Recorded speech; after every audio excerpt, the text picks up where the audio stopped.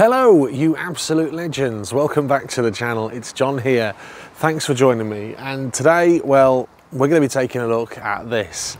It's my brand new purchase, brand new addition to the collection. And it's something that I have been wanting for quite some time now. It's a 2000 plate Rover 75. It's a 1.8 Cowley build car. It's a really early model. It is the one with the petrol K-series engine, and we'll talk about that in just a moment's time. There's going to be so much content coming to the channel about this car in the next few weeks. However, I've just been and picked it up. There are a few niggles that we need to talk about and a major drama that I also need to discuss as well. But in this video, let's take a look around the car. We'll talk about the features, we'll talk about its history, and also we'll check out things that we need to do and also some good things about the car. Well, it's a windy old day here in Lincolnshire, as you can probably hear, but let's take a look at this car then. As you heard in the introduction, it is a 1.8, it is a petrol, and it is a Cowley built car. It's an early Rover 75 then. John, why have you bought a Rover 75? Well, I'll tell you. My dad used to work for a Rover garage back in the day. In fact, he was a Rover mechanic for 30 odd years, and I remember on the launch of the Rover 75 seeing this car in Wedgwood blue with all the chrome detailing down the side, and me as a 12-year-old boy thinking, wow, that looks like an absolute machine. Like, it looked like a spaceship to me, and I'd never seen anything like it. I knew that Dad worked on cars, obviously, but he'd brought things home like Minis. He'd brought things home like Austin Montegos, and when this arrived outside our semi-detached house in sort of 1999, I thought it was an absolute machine. And I remember getting into it, leather interior, first time I'd seen a leather interior car, and I think it was a Connoisseur or a Connoisseur SE that he brought home, and I can remember it specifically having the chrome trim and the chrome window mirrors, and it was a beautiful thing. So this popped up. I was contacted by the owner who said, John, I've got a Wedgwood blue, and it belonged to an elderly gentleman in the family who has given up the driving, and I'd like it to go to a good home. And so obviously he decided that I was a good home. Car was bought in Lancashire near Preston, new by the owner, Mr. Cowley of all people, back in April 2000, and has been in his possession ever since. And it really is an absolutely beautiful thing. Let's show you around the car then. We'll have a look at some of the niggles, because if you do follow me on Twitter, you will know that, well, we had some issues on the way home, and we'll have a look at what we're going to do with the car and talk about it as well. It is in fantastic condition. Let's have a look then. So we've got the wonderful blue, Wedgwood blue bonnet and wing there.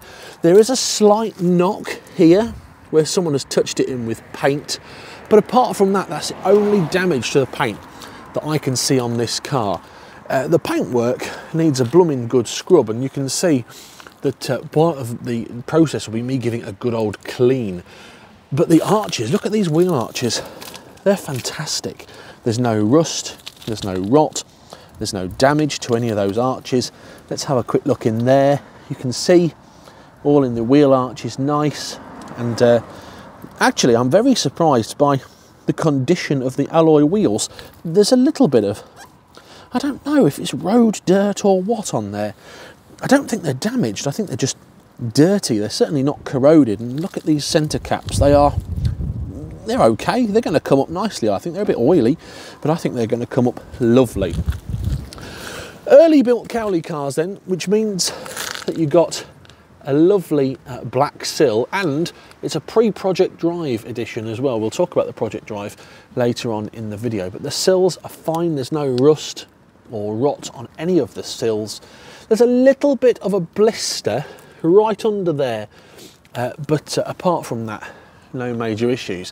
And people will say that these Rover 75s rotted for fun. Yeah, once the rust got hold, they certainly did. Look at all this chrome though. It's a little bit dirty, and I'll be getting the jet wash carefully out later on But there is the wing mirror and this window as well. But looking at that sill and that bodywork, it's straight as a die. Let's take a look at this rear wheel arch. You can see here it's nice and tidy, and as far as I'm aware, this car's never had any paintwork. I don't think it's had any paintwork, and it's clearly been loved and cherished by the original owner in its lifetime. Pre-project drive again, which meant that you look at this C-pillar badge. You've got this lovely Rover C-pillar badge, and there's absolutely no damage, as far as I can see, to any of the chrome trim on the car. We've got all original glass all the way around, heated rear screen. No dealer sticker. The dealer sticker has either been removed or never been put in the car. I'll be replacing that at some point in the future. Let's have a look at this back bumper then. Lovely. And if you look at the MOT history of the car, you'll see that there have been MOT histories where the number plates have let it down, and you can see that somebody has just been to, well, those that shall not be named, and bought some just number plates to whack on the back of it. I will be getting the genuine Rover fit rear number plate. And look at that, I can't wait to give that a good old clean in there. Look at that badge, look how filthy it is.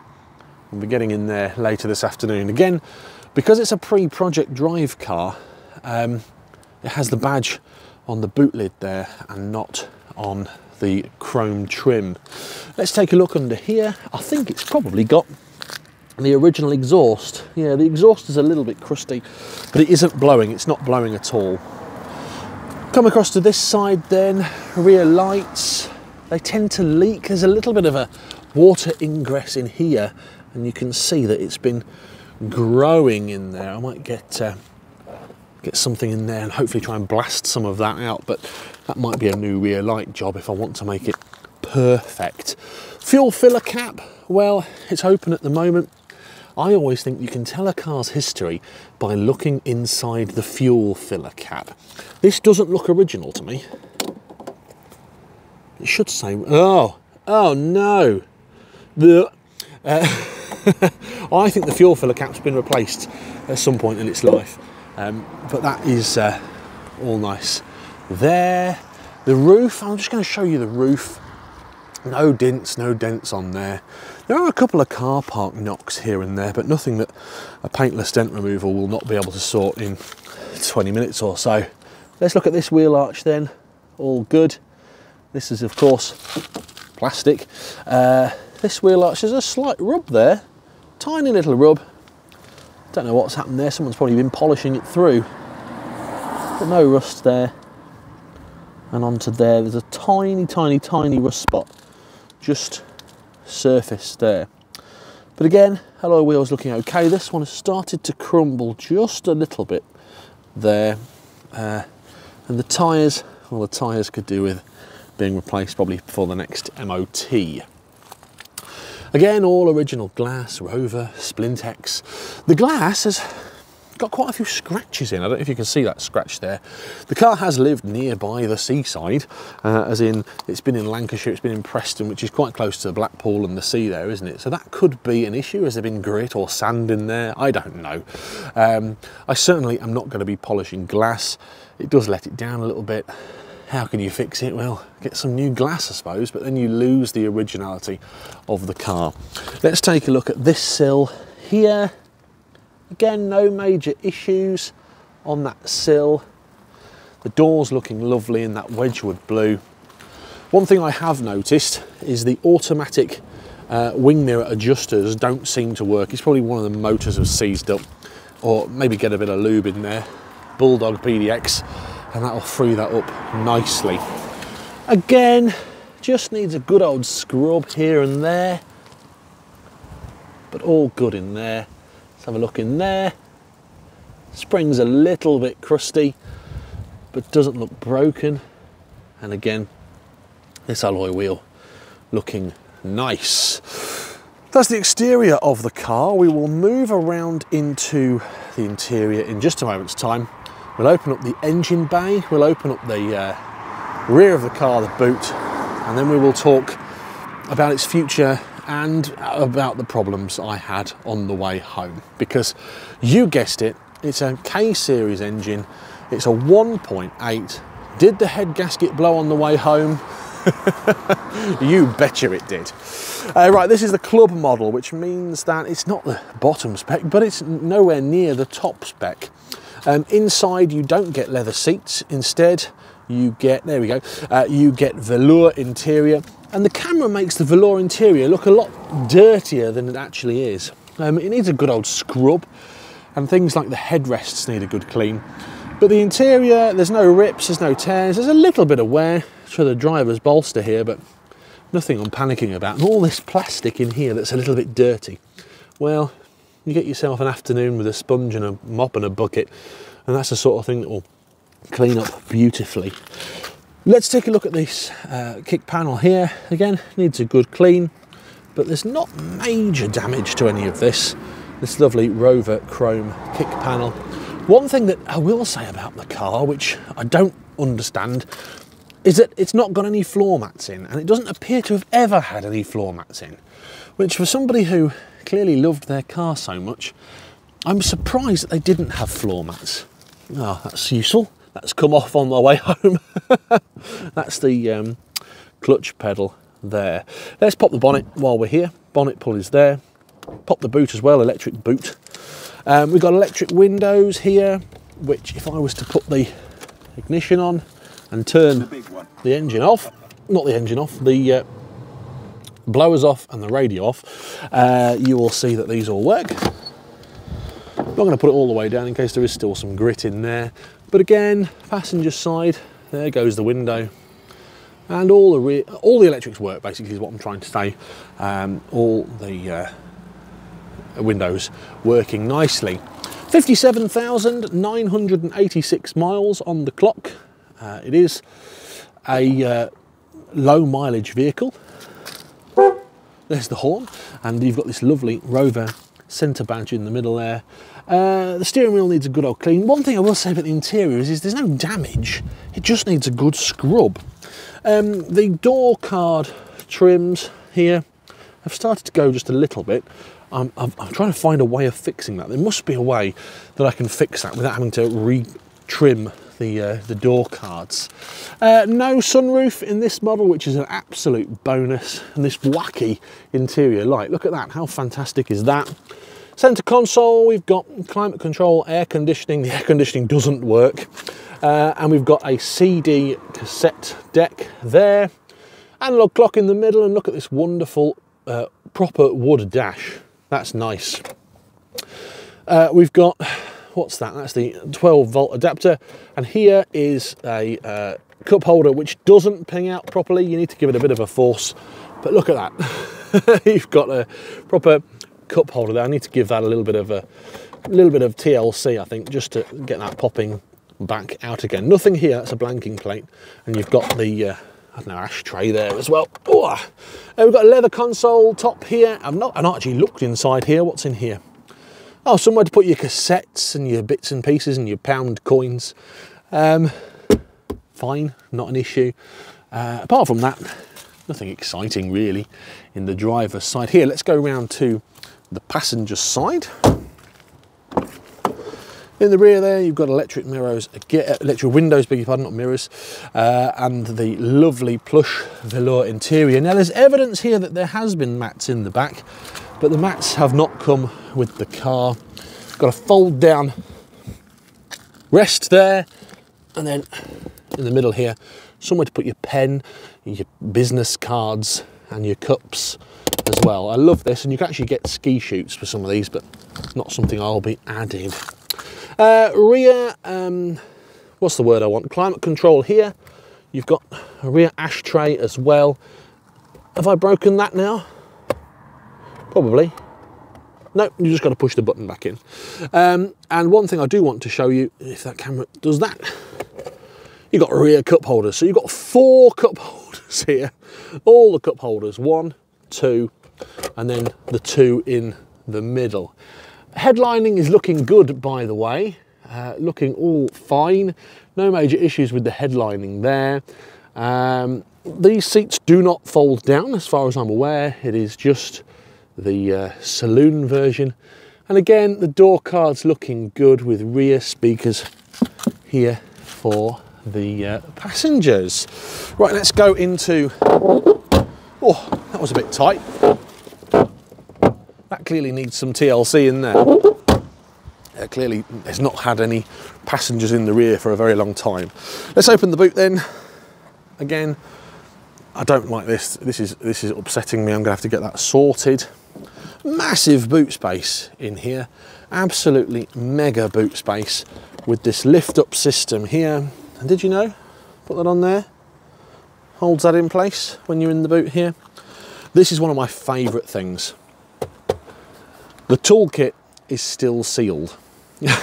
Aside from the locking wheel nut tool, the toolkit has still got its polythene on, and we've still got the original Space Saver wheel there as well. But the fact that the toolkit's never been opened, to me, is quite a good thing. There's a little bit of like surface marking here. It's not rust, it's just dirt where there's a bit of water that's got in, because these do tend to leak, but there's no evidence of leaking in here. This is all nice and dry under there. So as far as I'm aware, no leaks from the tail lights. And there is the boot lid trim, looking nice and fresh. Should be a grab handle to slam it, but there isn't. So I'll just carefully drop that down. Passenger side, near side rear, very much of a muchness. There's a bit of damage here to this kick plate. Clearly someone's trapped something in the door. I'm assuming the seat belt in the past, but looking fine in there. Leg room is okay when you've got somebody that's sort of 5'9" in the front, but not great if you're 6'3" and a driver. And then passenger side front, what have we got? We've got adjustable seats, we've got side airbags as well, back and forth on these. You can go up and down with the drivers, but you can't go up and down with the passengers. And you've got this little sort of cubby hole area here where you can put your bits and pieces in. Nice non-slip there, airbag vents. I'm just going to shut that vent. And then your glove box. What's that in the glove box there? Ah, something is broken off somewhere. That looks like a visor cover. Is it going to be as part of these visors, one of the covers? Yeah, that's a visor cover there with lights. So I'm assuming the one on the driver's side is probably broken. Let's take a look under the bonnet. It is a hydraulic bonnet stays on this, and you open the bonnet, come on, by this little machine here, this little lever here. It's difficult to do one-handed. There we go. Ooh. And you can see that lovely Rover 1.8 K-Series engine. And of course I say lovely because, well, it's got a problem. Can you see the problem? Yes, the head gasket has blown. I did all the checks when I picked the car up. There was no oil in the coolant cap. There was no issue with creaminess on the dipstick, no mayo as people would say. I think at some point this coolant cap has failed. Fine, not an issue. Get a new one of those, but you can see inside the coolant reservoir no evidence of K-seal or oil or anything like that. So fingers crossed I've caught the head gasket as it's failed before it's caused any major damage. The engine bay needs a blooming good clean. You can see you've got oil residue here and just bits and pieces from over the years. Going to get some cleaner on there, but there it is, the 1.8 16 valve K-Series engine lump, which I'm going to have to replace the head gasket on. I say me, Dad, but we're going to upgrade it. Looking at the history of the car, looking at the ownership of the car, one owner, there's no evidence that the head gasket has ever been done. So to last 50-odd thousand miles without blowing, I think that is something that was inevitably going to need to be done anyway. And whilst we're there, we'll be doing the cam belt as well. That's really it from the walk around. I'm going to shut this engine bay. Oh no, I'm not. I'm going to tell you what I'm going to do. I'm going to start the engine up, but not run it for long because obviously there's a head gasket issue. All the keys, by the way, we've got loads of keys. We've got 1, 2, and the emergency key. Can you see that? That's great to have. Let's start it up. We'll listen to it quick. Make sure it's out of gear. Make sure it's not going to fall over me. Start it up and let you listen to that K-series tick over a little bit with that head gasket faulting. It's not too bad when you squeeze the hoses. It's not pouring water out. But you can just see on the block down there, which I can't get my camera into, but there is a leak from that head gasket. That's it then, that is the tour of the Rover 75 1.8, and I hope you enjoyed that video as much as I enjoyed making it, and you now understand the reasons why I just had to save it. There's going to be so much content coming to the channel, including the rebuild of that head gasket, and me making it a little bit more Coupland-esque, putting it back to how it should be, original dealer plates, dealer stickers, and giving it a blooming good scrub. That's what I need to say. If you've enjoyed the video, thumbs up please. It really is great to get your commentary and your comments, and if you do hit the like button, it helps YouTube find my videos and help people like you promote them. If you haven't already subscribed to the channel, please do so. I absolutely love making these videos and doing what I'm doing, and your subscriptions really help. And if you haven't already, drop a comment in the box below. What do you reckon? Am I bonkers to take on something like a K-series Rover 75 that's 23 odd years old? Or am I doing the right thing by keeping these lovely bits of British engineering on the road? Have a great day, whatever you're getting up to. Take care, thanks for watching, and as ever, humbled by all your support. Thank you, goodbye.